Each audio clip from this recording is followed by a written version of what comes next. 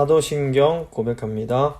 나는 전능하신 아버지 하나님, 천지의 창조주를 믿습니다. 나는 그의 유일하신 아들 우리 주 예수 그리스도를 믿습니다.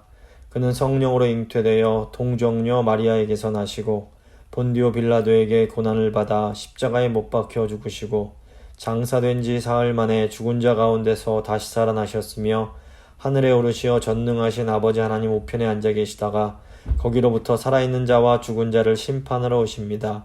나는 성령을 믿으며 거룩한 공교회와 성도의 교제와 죄를 용서받는 것과 몸의 부활과 영생을 믿습니다. 아멘. 찬송가 220장입니다. 찬송가 220장 찬양하시겠습니다.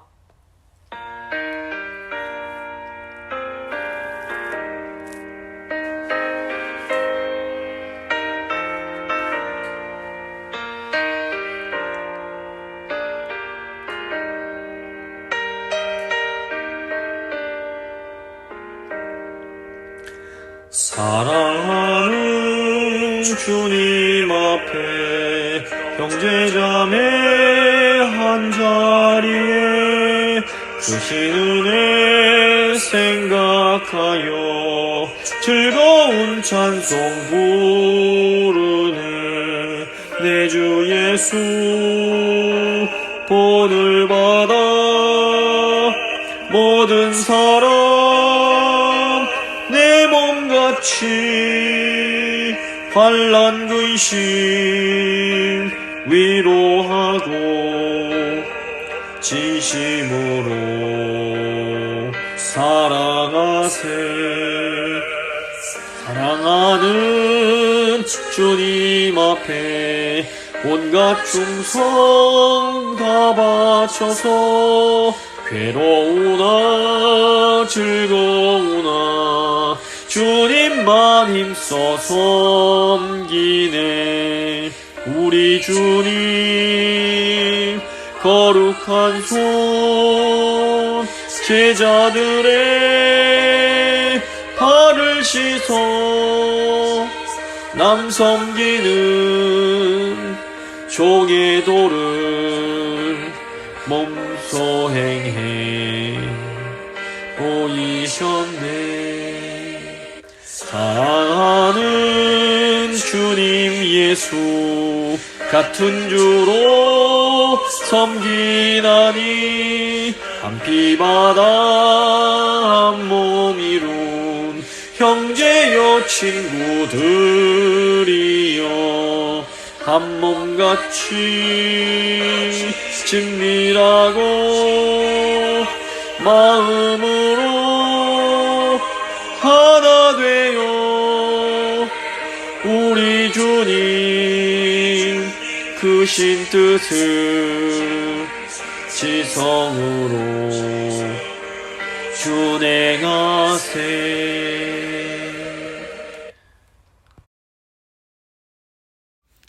살아계신 하나님 감사합니다. 오늘도 저희를 사랑하셔서 이 고린도전서 말씀 앞으로 저희를 불러주신 것 감사합니다. 고린도 교회가 참 은혜도 많이 받고 은사도 풍성한 교회였지만 또 문제도 그만큼 많았던 교회임을 저희가 기억합니다. 오늘 이 고린도전서 말씀 통해서 저희가 어떻게 이 교회 문제들을 지혜롭게 잘 해결해 나아갈 수 있을지를 그 지혜를 배울 수 있도록 도와주시고 저희 성도님들 한 분 한 분 그 10년 가운데 아버지 그 성령의 지혜를 주셔서 정말 하나님의 그 시각으로 삶을 바라보는 교회를 바라보는 그런 은혜를 허락하여 주시옵소서. 이 시간 저희와 함께 해주시기를 간구하며 귀하신 예수 그리스도의 이름으로 기도드립니다. 아멘. 오늘 주신 하나님 말씀은 고린도전서 10장 31절 말씀입니다. 고린도전서 10장 31절 말씀 제가 봉독해드립니다. 그런즉 너희가 먹든지 마시든지 무엇을 하든지 다 하나님의 영광을 위하여 하라. 아멘. 오늘은 고린도 전서를 함께 또 읽고 나누고 기도하도록 하겠습니다.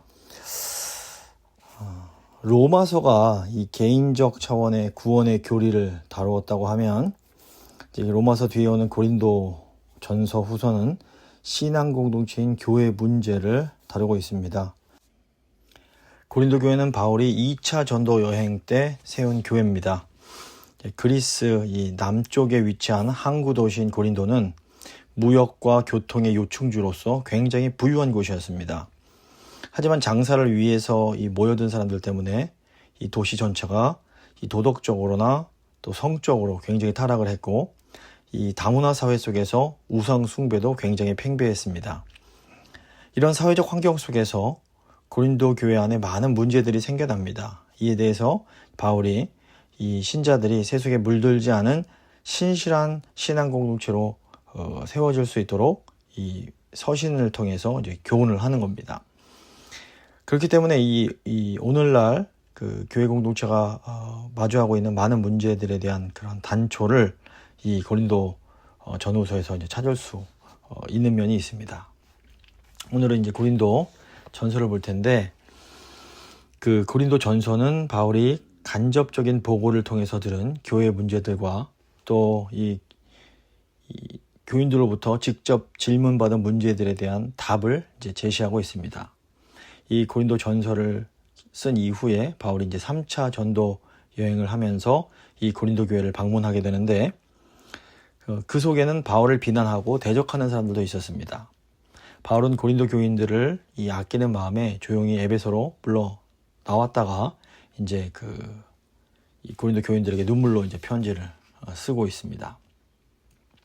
그 편지를 받은 고린도 교회 성도들 가운데 회개가 있었지만 여전히 바울을 이 배격하는 사람들이 있었기 때문에 바울이 고린도 후서를 통해서 이제 자신의 사도적 권위에 대해서 변론을 하고 또 그들이 바로 설 수 있도록 이제 교훈을 하고 있는 겁니다. 오늘은 먼저 이 고린도 전서를 좀 살펴보도록 하겠습니다. 크게 이제 네 부분으로 나눠서 볼 수 있는데, 먼저는 이제 바울이 사람들을 통해서 전해 들은 고린도 교회의 그런 분쟁과 음행의 문제들에 대해서 권면하는 내용이 1장부터 6장에 나옵니다. 그리고 고린도 교회 성도들이 편지로 써서 직접 바울에게 질문한 그 문제들에 대해서 이제 권면하는 내용이 7장부터 16장에 있게 됩니다. 먼저 고린도전서 1장부터 6장, 바울이 사람들에게 전해 들은 그 고린도 교회의 문제들에 대한 권면의 내용입니다. 특별히 1장부터 4장은 이제 고린도 교회에 있는 분쟁에 대한 내용입니다. 이 고린도전서 이제 1장 1절부터 9절은 바울이 이제 인사하는 내용입니다. 바울이 먼저 편지를 쓰는 자신과 동역자에 대해서 소개하면서 문안 인사를 합니다. 고린도전서 1장 1절부터 3절입니다. 하나님의 뜻을 따라 그리스도 예수의 사도로 부르심을 받은 바울과 형제 소스데네는 고린도에 있는 하나님의 교회 곧 그리스도 예수 안에서 거룩하여지고 성도라 부르심을 받은 자들과 또 각처에서 우리의 주 곧 그들과 우리의 주 되신 예수 그리스도의 이름을 부르는 모든 자들에게 하나님 우리 아버지와 주 예수 그리스도로부터 은혜와 평강이 있기를 원하노라, 이렇게 인사를 합니다.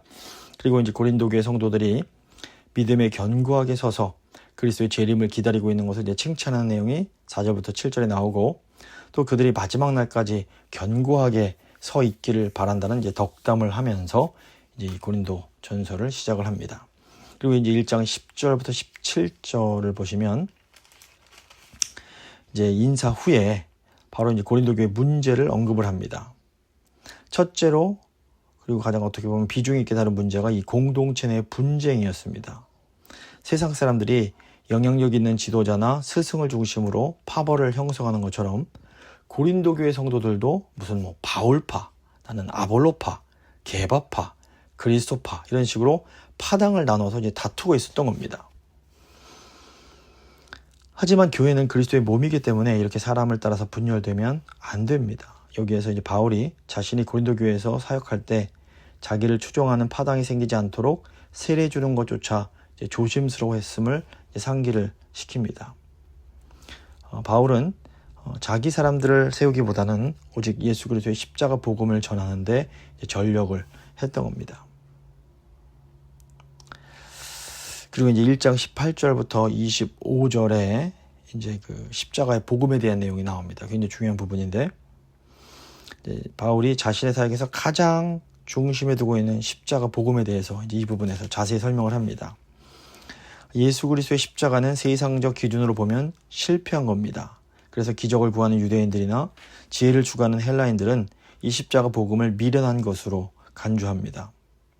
하지만 바울은 십자가에 못 박히신 그리스도가 곧 하나님의 능력이요 지혜라고 이제 선언을 하고 있습니다. 그 내용이 이제 1장 18절. 십자가의 도가 멸망하는 자들에게는 미련한 것이요 구원을 받는 우리에게는 하나님의 능력이라 이렇게 말하고 있습니다. 이게 왜냐하면 인간의 지혜나 공로로 우리가 구원을 얻는 것이 아니라 오직 하나님의 은혜로 구원을 얻게 하시려고 예수 그리스도께서 십자가 희생을 감당하셨기 때문입니다. 그렇기 때문에 십자가는 하나님의 능력과 지혜의 결정체라고 볼 수 있습니다. 1장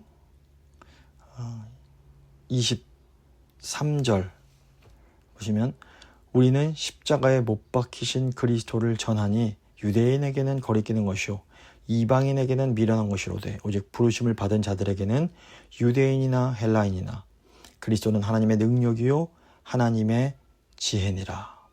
하나님의 어리석음이 사람보다 지혜롭고 하나님의 약하심이 사람보다 강하니라 이렇게 말하고 있습니다. 그리고 2장 그 2절 보시면 내가 너희 중에서 예수 그리스도와 그 십자가에 못 박히신 것 외에는 아무것도 알지 아니하기로 작정하였습니다. 그리고 2장 5절 보시면 너희 믿음이 사람의 지혜에 있지 아니하고 다만 하나님의 능력에 있게 하려 하였노라 이렇게 말하고 있습니다.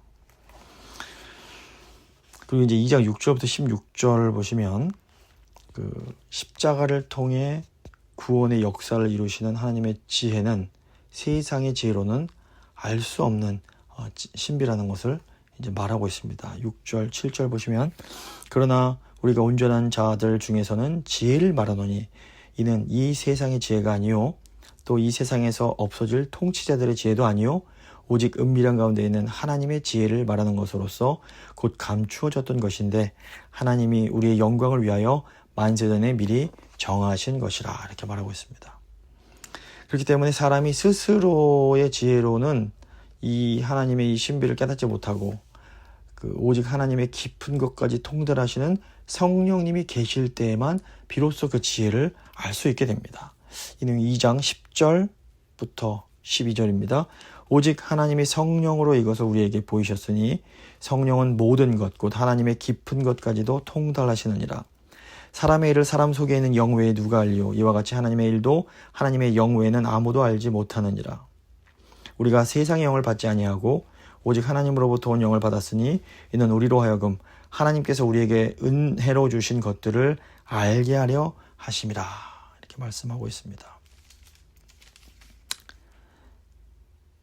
그래서 바울이 이제 이 복음을 전할 때 사람의 지혜로 하지 않고 성령의 가르침을 따라서 이제 했던 겁니다. 이제 3장으로 가면 이제 그 하나님의 그 사역자의 역할에 대해서 말하고 있습니다. 하나님의 지혜를 알게 하시는 것은 분명히 성령의 역사입니다. 하지만 하나님께서는 또 이 인간 사역자들을 통해서도 이제 일을 하시는 겁니다. 그 하나님의 그 지혜를 알게 이제 사람도 사용하시는 겁니다. 즉 하나님이 각각의 은사대로 사역자들을 세우시고 이제 가르치게 하십니다. 이런 점에서 이제 바울이나 아볼로 같은 사역자들이 분명히 이제 하나님의 일을 함께하는 동역자라고 볼 수 있습니다. 하지만 인간 사역자들이 성도를 자라나게 하는 것이 아니라 오직 하나님이 이 성도들을 자라나게 하십니다. 그러므로 인간 사역자들을 따라서 이 파당을 나누고 분쟁하는 것은 육신에 속한 굉장히 미숙한 짓인 겁니다. 이 내용을 이제 요약하고 있는 3장 4절부터 7절까지 보면 어떤 이는 말하되 나는 바울에게라 하고 다른 이는 나는 아볼로에게라 하니 너희가 육의 사람이 아니리요. 그런즉 아볼로는 무엇이며 바울은 무엇이냐? 그들은 주께서 각각 주신 대로 너희로 하여금 믿게 한 사역자들이니라. 나는 심었고 아볼로는 물을 주었으되 오직 하나님께서 자라나게 하셨나니 그런즉 심는 이나 물 주는 이는 아무것도 아니로되 오직 자라게 하시는 이는 하나님뿐이니라 이렇게 말하고 있습니다. 그래서 다 이 하나님의 것인데 이 사람 따라 사는 것 이 어리석은 것이다 얘기하면서 3장 21절부터 23절까지 마무리를 짓는데, 그러즉 누구든지 사람을 자랑하지 말라. 만물이 다 너희 것임이라. 바울이나 아볼로나 게바나 세계나 생명이나 사망이나 지금 것이나 장래 것이나 다 너희의 것이요 너희는 그리스도의 것이요 그리스도는 하나님의 것이니라. 이렇게 말하고 있습니다. 이제 4장은 사도 바울의 사역에 대해서 얘기합니다. 일반적인 사역자가 어떤 일을 하는지 그 역할에 대해 설명한 후에 바울이 이제 사역자의 한 사람으로서 자신의 사역을 설명을 합니다.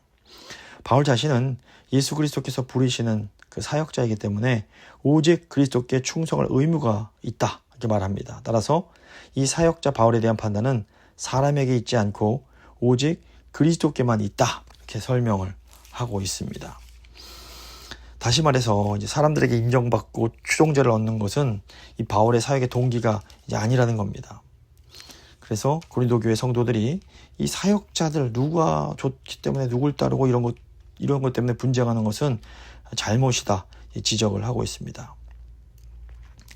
그리고 이제 6절부터 21절에 바울은 분쟁하는 성도들의 교만에 대해서 이제 다룹니다. 사람들은 인간 사역자들을 추종하면서 자기 파당, 내가 속한 이 사역자에 대한 자긍심으로 다른 입장에 있는 사람들을 멸시했습니다. 하지만 바울은 하나님이 인간 사역자들을 세상에서 맨 끄트머리에 두시고 이 사람들의 멸시와 박해를 받게 하셨다라는 것을 이제 끄집어냅니다. 4장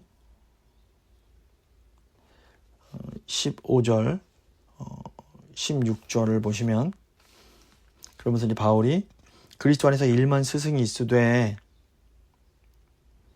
아버지는 많지 아니하니 그리스도 예수 안에서 내가 복음으로 너희를 낳았음이라.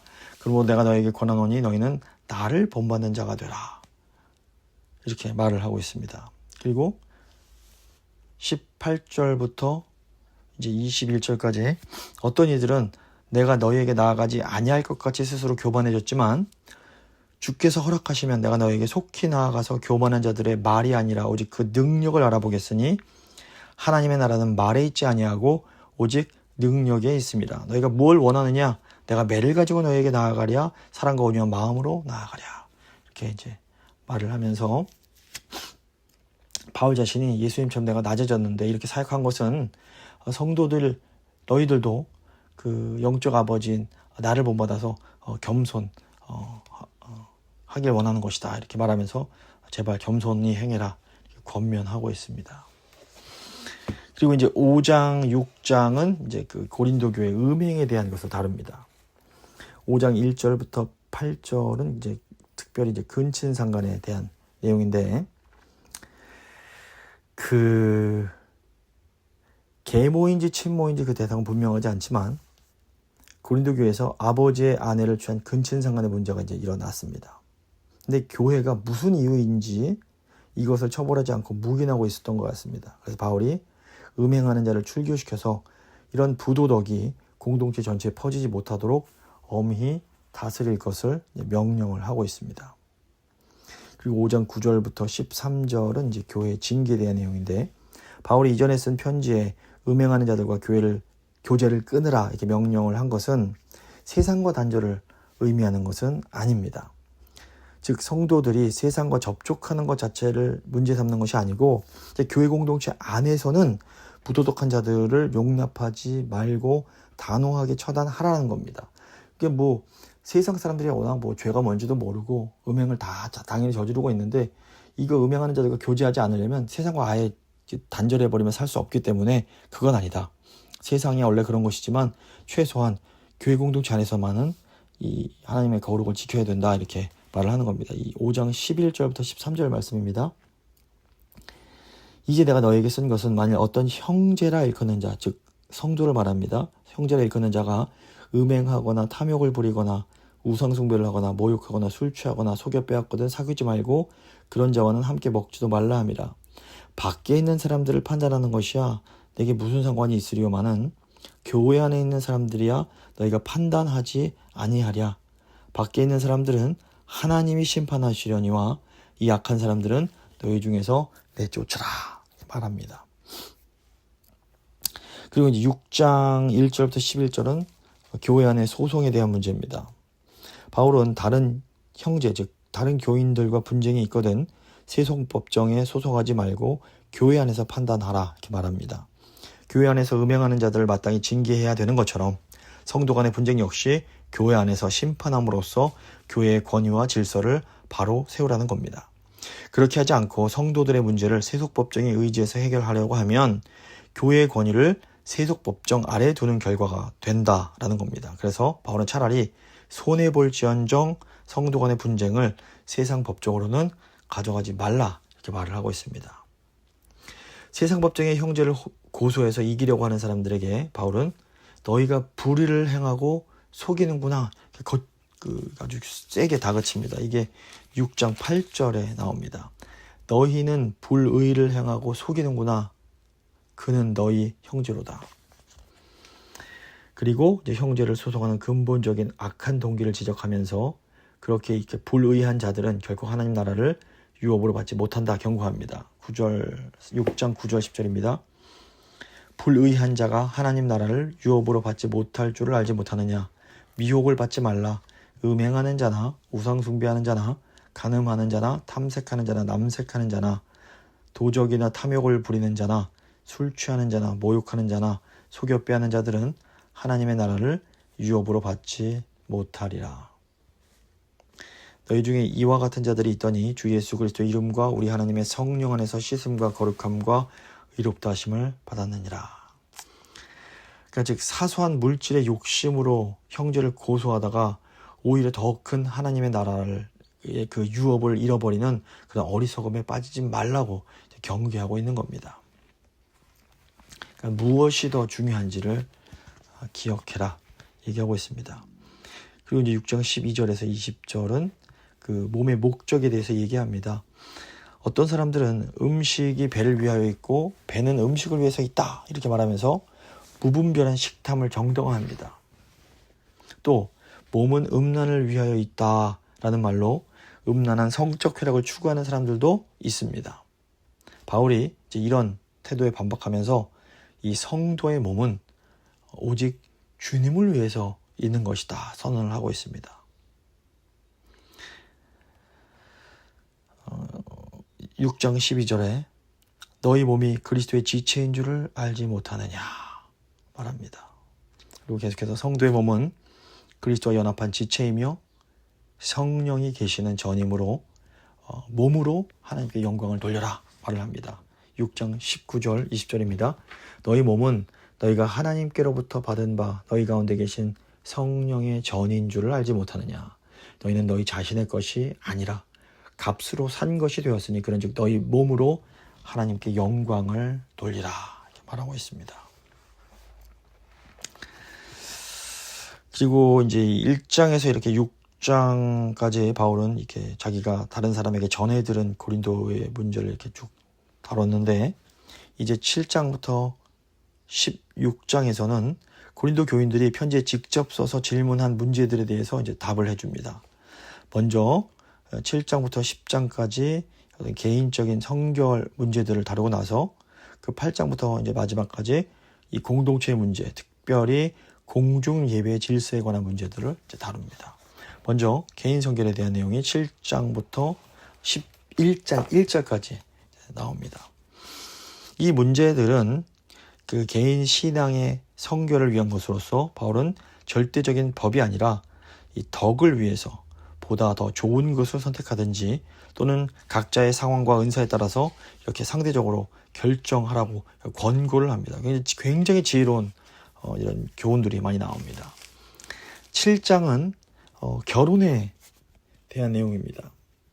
바울은 결혼에 대해서 여러 경우들을 이제 다루는데 이 바울의 권고는 전체적으로 자신처럼 독신으로 지내는 게 좋다라는 겁니다. 7장 7절 보시면 나는 모든 사람이 나와 같기를 원하노라. 그러나 각각 하나님께 받은 자기의 은사가 있으니 이 사람은 이러하고 저 사람은 저러하니라. 창조 때 하나님은 남자와 여자로 창조하시고 둘을 짝지어 주셨습니다. 그래서 잠언, 전도, 아가서는 결혼 관계 안에서 남녀의 결합을 굉장히 아름답게 제시합니다. 또 예수님도 결혼 제도를 신성한 것으로 인정을 하셨습니다. 하지만 이제 이 바울의 이제 상황 때에는 굉장히 이제 핍박도 있고 이런 것이 있기 때문에 이 독신을 이제 권고를 하는 겁니다. 이 바울은 그 음행을 막기 위해서 불가피하게 결혼할 수 없는 사람은 결혼을 해라 이렇게 허락을 합니다. 그래서 바울 입장에서는 독신으로 지내는 게 결혼하는 것보다 더 낫다 합니다. 이 바울은 그 굉장히 임박한 그 환난 이런 것들 때문에 육신의 고난을 결혼하면 더 크게 겪을 수 있다는 이런 위기의식 속에서 이런 권고를 하고 있습니다. 그래서 이 바울의 권고가 지금 오늘날에도 이렇게 똑같이 적용된다라고 볼 수는 좀 어렵고 특수한 상황을 염두에 두고 결혼에 대한 이 바울의 금욕주의 권고를 이해하고 적용해야 되는 겁니다. 이 특별한 상황 속에서는 여전히 이제 바울의 권고가 유익할 수 있습니다. 1절부터 7절은 특별히 부부관계에 대한 겁니다. 남편과 아내가 육체적인 관계를 멀리하는 것이 바람직하겠지만 절제를 못해서 시험에 들지 않도록 분방하지 말고 또 배우자를 위해서 서로 의무를 다해라 이렇게 말하고 있습니다. 또 8절과 9절은 미혼자와 과부에 대한 겁니다. 독신으로 남아있는 게 좋겠지만 정욕을 절제할 수 없다면 차라리 혼인하는 것이 더 좋다 이렇게 말을 합니다. 그리고 10절과 16절은 이미 결혼한 기혼자들에 대한 겁니다. 믿지 않는 배우자와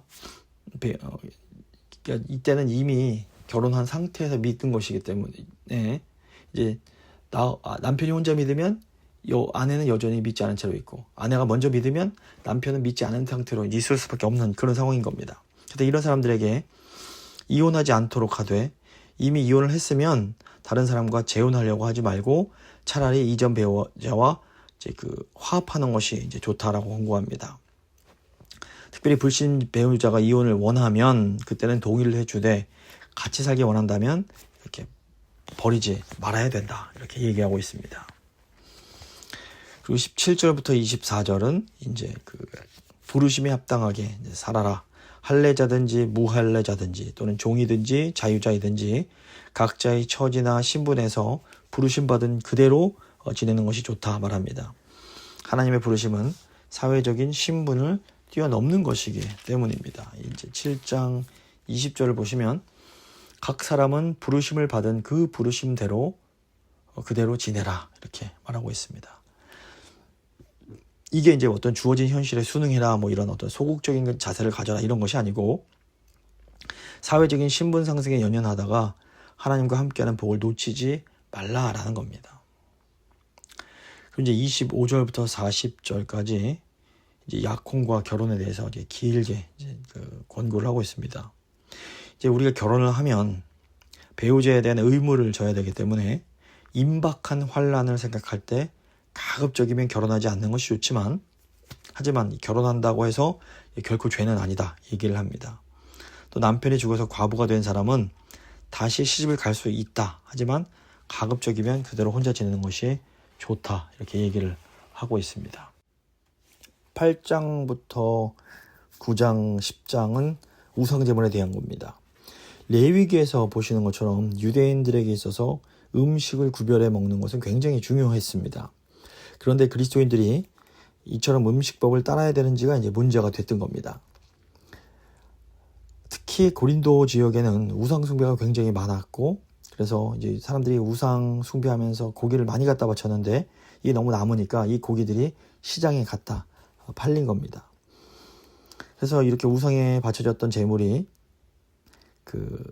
시장에서 이제 유통됐기 때문에 사람들이 그걸 갖다가 이제 사 먹었습니다. 이런 상황에서 고린도 교회 성도들이 우상 제물을 어떻게 해야 되느냐 이제 바울에게 물었던 겁니다. 이에 대해서 바울이 이제 3가지 논리로 우상 숭배한 제물을 먹지 않도록 권고를 합니다. 먼저 8장의 내용은 우리가 자유를 누리기보다 사랑으로 덕을 세워야 된다. 그래서 우리가 우상 숭배한 음식 먹지 않는 게 좋다 얘기를 합니다. 사실상 우상은 아무것도 아닙니다. 원래 우상이 있는 게 아니라 사람들이 만들어낸 겁니다.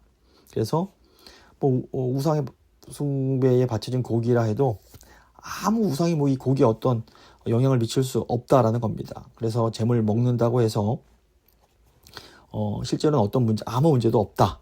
하지만 어떤 사람들은 믿음이 약해서 이런 지식이 없는데도 습관을 따라 양심을 더럽혀가면서 이제 우상 제물을 먹는 겁니다. 그래서 스스로 지식이 있어서 먹을 자유가 있다 하더라도 다른 사람이 내가 먹는 걸 보고 이렇게 시험을 당하면 그 사람이 실족하게 되기 때문에 그냥 그 믿음 약한 사람이 실족하지 않도록 우상 제물 먹지 않는 것이 좋다 이렇게 말을 합니다. 8장 9절 보시면 그런즉 너희의 자유가 믿음이 약한 자들에게 걸려 넘어지게 하는 것이 되지 않도록 조심해라. 13절 그러므로 만일 음식이 내 형제를 실족하게 한다면 나는 영원히 고기를 먹지 아니하여 내 형제를 실족하지 않게 하리라 이렇게 말합니다. 오늘날에도 많은 부분에 적용을 할 수 있습니다. 사실은 우리가 예수 그리스도 안에서 자유롭게 뭐든 먹을 수 있는데 믿음이 약한 사람들은 내가 자유를 행사하는 걸 보면서 시험에 들 수가 있기 때문에 우리가 조심할 필요가 있다 이렇게 얘기를 합니다. 9장은 우리가 우리의 권리를 주장하기보다 복음을 위해서 절제해야 된다 말합니다. 이 첫 번째 설명했던 믿음이 약한 자들을 배려해야 된다는 이런 차원에서 이 논리가 연장해서 바울은 자신이 사역하는 가운데 보였던 그 모범을 얘기합니다. 바울은 사도로서 먹고 마실 권리, 또 아내를 취할 권리, 물질적인 지원을 받을 권리가 있었습니다. 하지만 바울은 복음을 위해서 사역에 장애가 되지 않도록 그런 권리들을 다 쓰지 않았다 이 얘기를 하는 겁니다.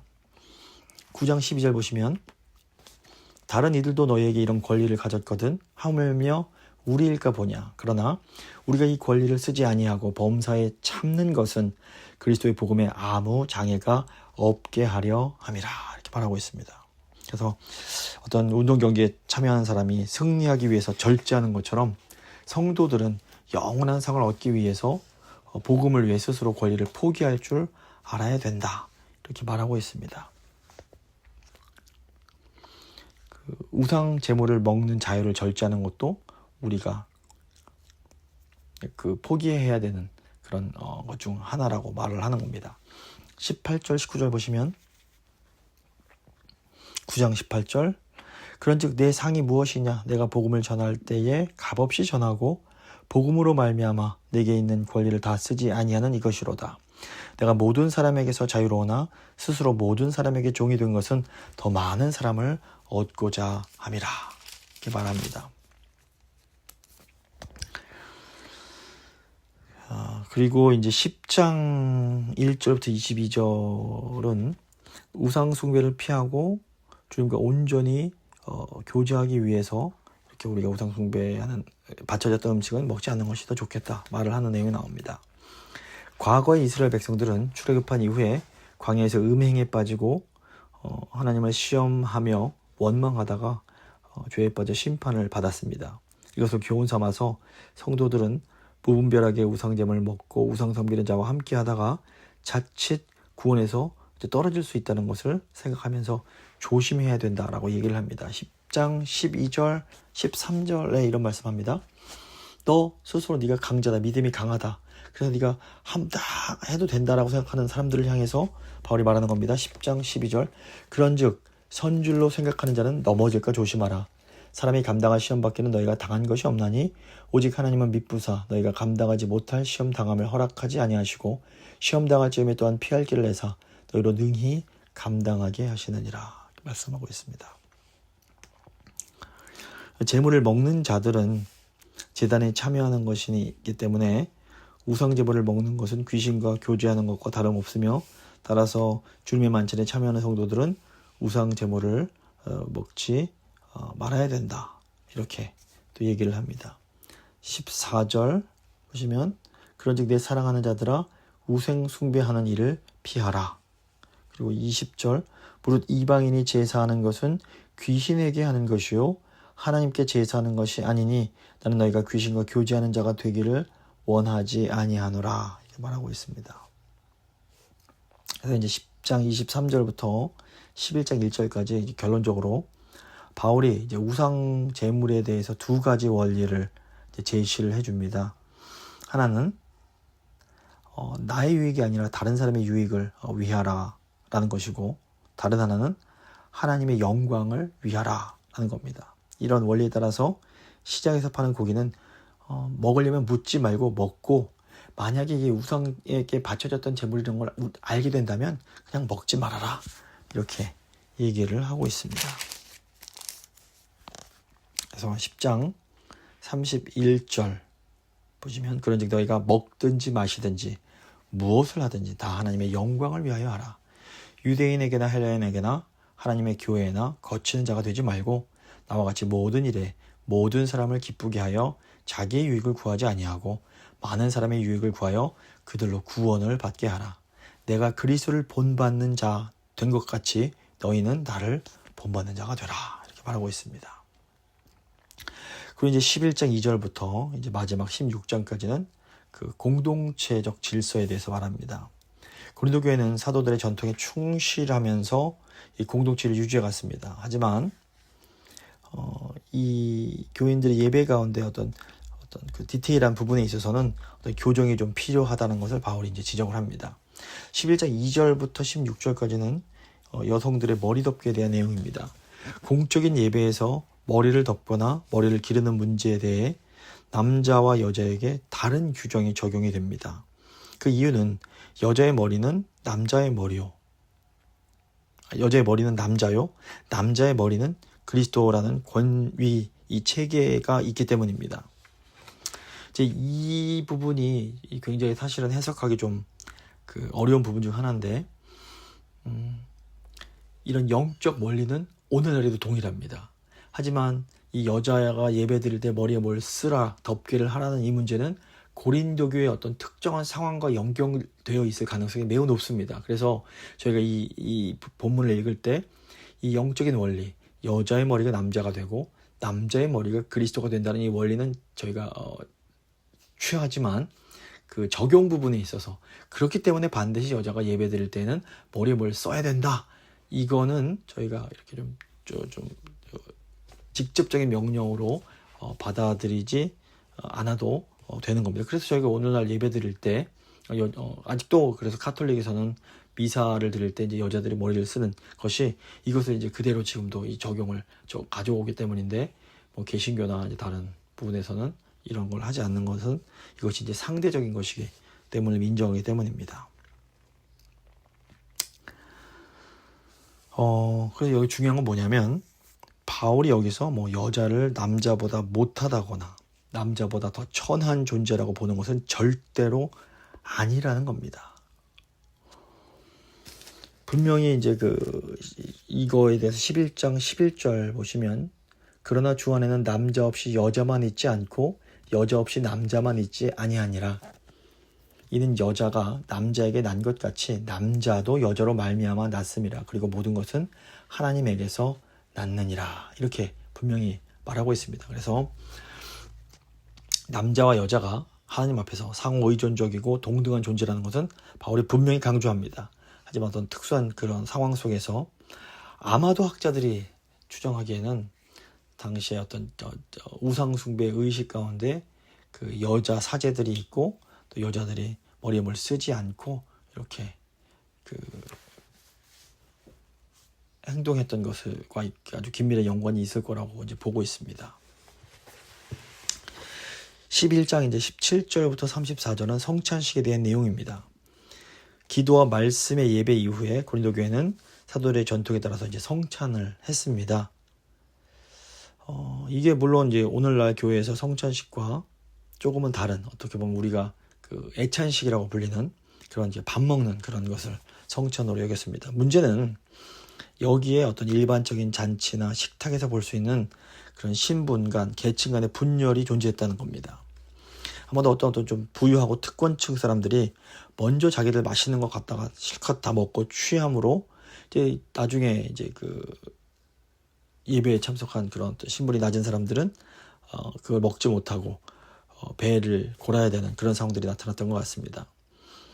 또 각각 음식을 집에서 가져와 먹을 때 부유한 사람들은 잘 차려 먹을 수 있었지만 가난한 사람들은 그렇지를 못했을 겁니다. 이 행동에 대해서 바울은 주님이 성만찬을 제정하신 뜻을 상기시키면서 성만찬에서 이런 어떤 이기적인 형태 이런 것들을 꾸짖고 이제 교인들로 하여금 예수님의 희생을 온전히 기념하면서 예수 그리스도를 본받아 다른 사람을 배려하며 연합하는 공동체를 세워가도록 이제 교훈하는 겁니다. 그래서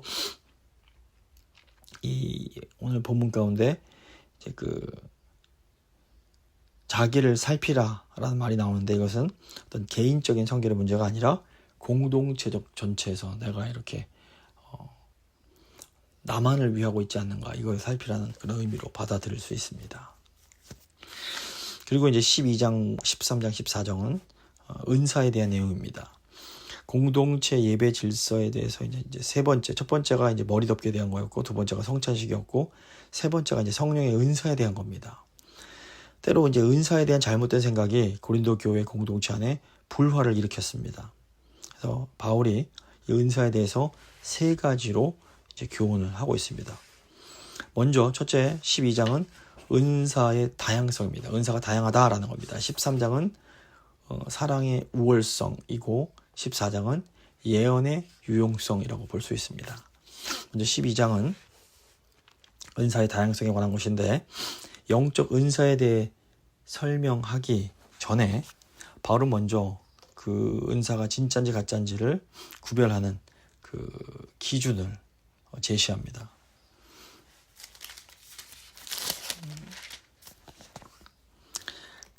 아무리 놀라운 기적을 나타내는 역사라 해도 예수님의 주되심을 부인한다면 그것은 성령의 역사일 수 없다 말합니다. 성령은 성도들에게 여러 가지 은사를 골고루 주셔서 여러 가지 모양으로 사역을 하게 하십니다.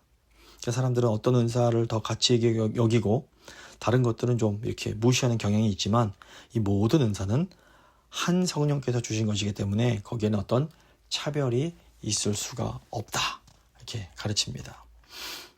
마치 한 몸 안에 모든 지체가 골고루 중요하고 또 서로 긴밀하게 연결되어 있는 것처럼 공동체 안의 성도들이 각각의 은사대로 역할을 하면서 서로를 돌보고 그리스도의 한 몸을 이루어 가는 겁니다.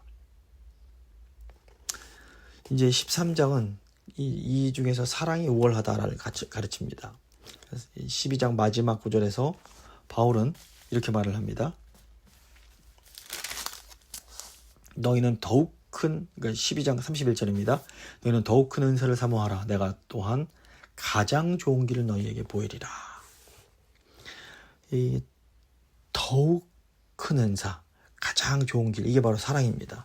사랑은 모든 은사의 기초로서 사랑 없이는 어떤 은사도 믿음의 역사도 그 의미와 가치를 잃게 됩니다. 13장 1절부터 3절 보시면 내가 사람의 방언과 천사의 말을 할지라도 사랑이 없으면 소리나는 구리와 울리는 꽹과리가 되고 내가 예언하는 능력이 있어 모든 비밀과 모든 지식을 알고 또 산을 옮길 만한 모든 믿음이 있을지라도 사랑이 없으면 내가 아무것도 아니요 내가 내게는 모든 것으로 구제하고 또 내 몸을 불쌍하게 내어줄지라도 사랑이 없으면 내게 아무 유익이 없느니라 라고 했습니다. 그리고 이제 이어지는 4절부터 7절에서 바울은 사랑에 대해서 보다 구체적으로 아주 그 특징을 설명을 합니다. 자, 4절부터 7절 한번 읽어드리겠습니다. 13장 4절에서 7절. 사랑은 오래 참고 사랑은 온유하며 시기하지 아니하며 사랑은 자랑하지 아니하며 교만하지 아니하며 불의히 행치 아니하며 자기의 유익을 구하지 아니하며 성내지 아니하며 악한 것을 생각하지 아니하며 불의를 기뻐하지 아니하며 진리와 함께 기뻐하고 모든 것을 참으며 모든 것을 믿으며 모든 것을 바라며 모든 것을 견디느니라. 이 내용을 보면 먼저 이 두 가지 긍정적인 표현으로 사랑을 말을 하고 그 다음에 사랑과 맞지 않는 7가지 부정적인 악한 성향을 말합니다. 두 가지 긍정은 오래 참음, 온유는 긍정적으로 말하는 것이고 나머지 이제 7가지는 시기, 자랑, 교만, 무례, 자기 유익, 성냄, 악한 생각 이런 것들 이제 부정적으로 말을 합니다. 그리고 이 사랑은 정의와 함께 해야 된다는 것을 이렇게 어떻게 보면 대조적인 대꾸로 설명을 하고, 마지막에 어떤 상황 속에서도 이렇게 유지되어야 되는 사랑의 절대적인 본질을 4가지로 제시합니다. 모든 것을 참고, 모든 것을 믿고, 모든 것을 바라고, 모든 것을 견딘다 라는 겁니다. 그리고 이제 8절에서 13절에서는 사랑이 다른 은사와는 달리 영원토록 계속된다는 것을 말하면서 사랑이 가장 중요하고 가장 무얼하다 이렇게 얘기합니다. 13장 13절 그런즉 믿음, 소망, 사랑 이 3가지는 항상 있을 것인데 그 중에 제일은 사랑이라. 그리고 14장은 그 은사 중에서 예언이 굉장히 유용하다라고 말을 합니다. 14장 1절 보시면 사랑을 추구하며 신령한 것들을 사모하되 특별히 예언을 하려고 하라 이렇게 말합니다. 그 12장에서 바울은 공동체 안에 다양한 은사가 있다. 그리고 그것들이 각기 다 중요하다 말을 합니다. 그런데 14장에서는 바울이 방언보다도 예언하기를 힘쓰라 이렇게 말하면서 예언의 은사가 방언의 은사보다 낫다라고 이제 말을 합니다. 근데 이게 어떤 은사에 뭐 차별이 있다 이것이 아니라 13장에 나오는 사랑의 원리에 기초를 합니다. 왜냐하면 방언은 그 자기에게는 굉장히 유익하지만 다른 사람들에게는 이 알아듣지 못했기 때문에 유익이 없다라는 겁니다. 하지만 예언은 다른 사람들이 그것을 알아듣고 유익을 얻을 수 있기 때문에 그 공동체의 덕을 세우는데 좋다. 그러므로 예언을 하도록 힘쓰라 이렇게 얘기를 하고 있는 겁니다. 그리고 이제 15장으로 넘어가면 이제 마지막으로 바울이 부활에 대해서 얘기를 합니다. 왜냐하면 이제 고린도 교회에 부활을 부인하는 사람들이 있다라는 말을 바울이 들었기 때문입니다. 15장 12절 보시면 그리스도께서 죽은 자 가운데서 다시 살아나셨다 전파되었거늘 너희 중에서 어떤 사람들은 어찌하여 죽은 자 가운데서 부활이 없다 하느냐. 그래서 이제 그 고린도전서 15장 1절부터 11절 보시면 먼저 바울이 자기를 비롯해서 예수님의 부활을 목격한 증인들이 많이 있다. 그래서 부활이 분명한 사실이다라는 것을 아주 강력하게 이제 선언합니다. 그리고 이제 그 다음에 예수 그리스도의 부활의 근거에서 성도의 부활도 있을 것이다. 이것을 이제 논증하면서 성도들에게 어려운 현실 속에서 이 부활의 소망을 가지고 주의 일에 더욱 힘쓰는 자들이 되라. 권고를 하는 겁니다. 15장 58절 보시면 그러므로 내 사랑하는 형제들아 견실하며 흔들리지 말고 항상 주의 일에 더욱 힘쓰는 자들이 되라. 이는 너희 수고가 주 안에서 헛되지 않은 줄 알미라 말합니다. 그리고 이제 마지막 16장에서 바울이 이제 그 고린도 교인들 향해서 권면과 인사하는 내용이 나옵니다. 그 편지 마무리하면서 바울은 자신의 이 선교 여행 계획을 이제 설명을 하면서 예루살렘을 위한 구제헌금을 미리 준비해라 권고합니다. 그리고 디모데와 아볼로, 스데바나 등 여러 동역자들의 그 정황들을 쭉 설명을 하고 나서 그에 따른 권고를 제시하고 이제 축복의 인사로 고린도 전서를 이제 마무리 짓게 됩니다. 오늘 이제 저희가 이제 고린도 전서를 좀 이제 급하게 달려왔는데, 저희가 고린도 전서를 보면서 알 수 있는 것은 뭐냐면, 고린도 교회가 은사가 굉장히 풍성한 교회였습니다. 근데 반면 은사가 이렇게 풍성한데도 여러 가지 문제가 많았습니다. 분열의 문제도 있고, 음행의 문제도 있고, 또 여러 가지 어떤 그런 강한 자, 약한 자, 부자와 가난한 자들의 그런 갈등, 그리고 뭐 여성들이 이렇게 교회 내에서 이렇게 활동함에 있어서 또 생기는 문제들, 여러 가지 문제들이 있었습니다. 그래서 우리가 기억할 것은 뭐냐면 성령 충만하고 은사가 풍성하다고 해서 문제가 없는 것은 아니라는 겁니다. 오늘날도 마찬가지입니다. 하나님께서 은혜 주신 교회, 하나님의 큰 은혜를 받은 교회라고 해서 문제가 없을 수는 없습니다. 하지만 저희가 이런 것들에 대해서 하나님의 말씀으로 질서를 잡아가는 것이 또 중요합니다. 그래서 오늘 하나님 앞에 기도할 때 하나님 저희가 성령 안에서 하나님 말씀대로 질서 안에서 교회 생활을 하기 원합니다. 그래서 하나님 주시는 그 은혜를 풍성히 누리면서도 하나님 주시는 질서 가운데 평온한 가운데 이 교회를 생활할 수 있도록 신앙생활할 수 있도록 지금 저희를 붙들어 주십시오. 한번 간절한 마음으로 기도하도록 하겠습니다.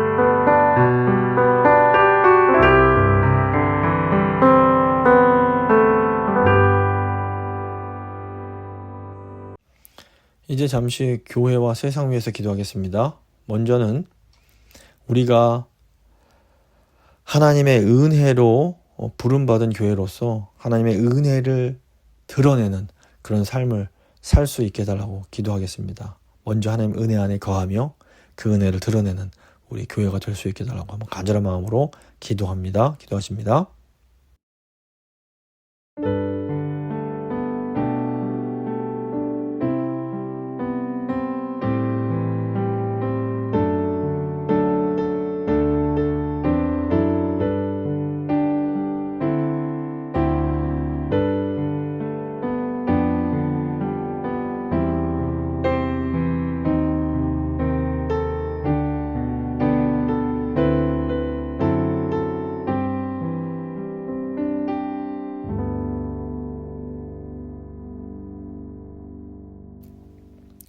두 번째로 우리 사랑하는 환우들과 다음 세대들 위해서 기도하겠습니다. 육신의 연약함으로 인해서 함께 예배드리지 못하는 주의 백성들 한 분 한 분 사랑의 마음으로 이름 불러가시면서 기도해 주시고, 또 그 환우들 돌보고 있는 또 주의 백성들 가족들 위해서도 또 하나님 힘달라고 기도해 주시기 바랍니다. 그리고 이제 사랑하는 다음 세대를 위해서 하나님 우리 다음 세대 세워주십시오. 하나님의 은혜 가운데 세워주십시오. 기도하도록 하겠습니다.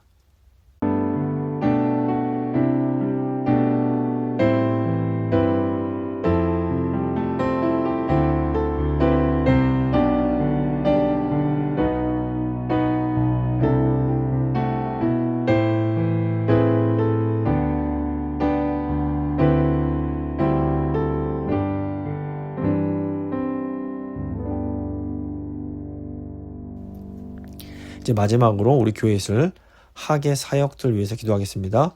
먼저 7월 9일부터 11일 목금토 이 나눔 동산 기도원에서 그 임어고대 교회 그 유스와 연합해서 이렇게 수련을 하게 됩니다. 하나님 이 수련 가운데 꼭 우리 아이들 하나님 주시는 은혜 받게 하시고, 또 정말 하나님을 만나는, 인격적으로 만나는 복된 시간 될 수 있게 해달라고 기도해 주시기 바랍니다. 또한 7월 31일부터 8월 2일까지 있는 멕시코 엔세레다 꿈꾸는 교회에 있는 단기 선교 위에서도 하나님 이 선교를 통해서 하나님 영광 받아주시고 그 멕시코 땅에 예수 그리스도의 복음이 증거되는, 증인되는 그 시간 될 수 있도록 주님 함께 해달라고 한번 간절히 기도하도록 하겠습니다. 기도하십니다.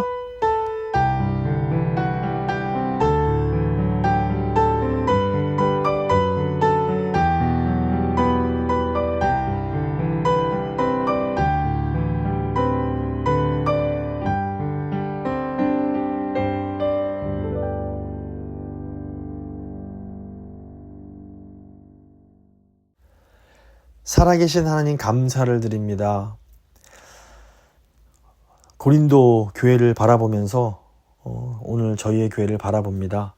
고린도 교회가 참 하나님께 은혜를 많이 받고 성령의 은혜도 풍성하게 받은 참 좋은 교회였지만 동시에 이런저런 여러 가지 문제들이 또 있었음을 저희가 봅니다. 하나님, 이 세상에 존재하는 어떤 교회도 아버지 문제가 없는 교회는 없다는 것을 저희가 알고 있습니다. 지금 저희 교회도 하나님 주시는 은혜를 풍성히 받은 교회입니다. 하나님 주시는 은사를 많이 받은 교회입니다. 하지만 주님 저희도 압니다. 저희 교회도 완벽하지 못합니다. 하지만 주님 저희가 성령으로 충만하여서 하나님의 은혜로 충만하여서 아버지 저희 교회 안에 있는 연약함들을 아버지 사랑으로 덮고 또 그 일그러진 부분들을 정말 믿음으로 잘 곧게 펴고 세우고 나아갈 수 있도록 주님 저희와 함께하여 주시옵소서. 참 주님께서 저희를 은혜로 이 교회로 불러주셨사오니 아버지 저희가 하나님 주시는 은혜를 풍성히 누리게 하시고 또 그 풍성히 받은 은혜를 또 정말 온전히 드러내는 그런 저희 교회가 될 수 있도록 주님 함께하여 주시옵소서. 주님 육신이 연약한 주의 백성들 주님 불쌍히 여겨주시고 힘을 주시고 비록 함께 예배드리지 못하지만 성령님 또 동일하게 함께 하셔서 정말 늘 하나님 주시는 그 은혜 가운데 살아갈 수 있도록 도와주십시오. 특별히 저희 육신이 연약한 가족들을 돌보는 주의 백성들 주님 힘과 능력 더해 주시고 지치지 않게 도와주시고 성령 충만하게 주님 함께하여 주시옵소서. 저희 교회에서 학예 사역들 위해 기도합니다. 먼저 저희 유스 수련회 위해서 기도합니다. 정말 저희 아이들이 정말 살아계신 하나님을 인격적으로 만나는 그런 복된 시간이 될 수 있도록 주여 함께 하시고 모든 준비하는 과정이며 모든 것도 주께서 친히 가장 선한 길로 인도해 주시기 원합니다. 또 아버지 멕시코 단기 선교 위해서도 기도합니다.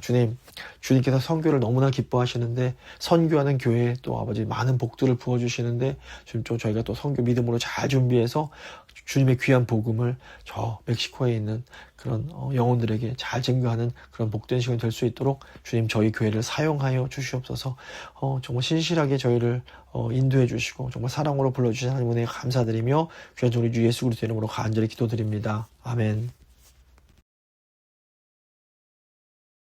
찬송가 424장입니다. 찬송가 424장 찬양하시겠습니다.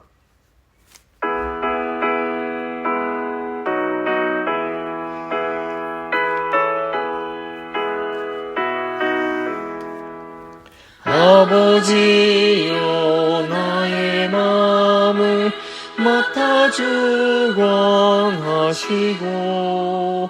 완악하고 교만한 것 편케 하여 주소서. 온유하고 겸손하여 화평하게 하시고 망령되고 악한 일을 물리치게 하소서. 하나님의 은총 속에 나를 보호하시고 주의 사랑 줄이 되어 나를 메워 주소서. 구세주의 흘린 피로 죄를 씻어 주시고 성령이여 하늘 길로 나를 인도하소서.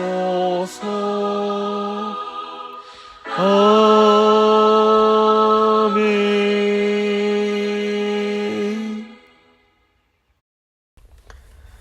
주님 가르쳐 주신 기도로 예배 마치도록 하겠습니다. 하늘에 계신 우리 아버지, 아버지의 이름을 거룩하게 하시며 아버지의 나라가 오게 하시며 아버지의 뜻이 하늘에서와 같이 땅에서도 이루어지게 하소서.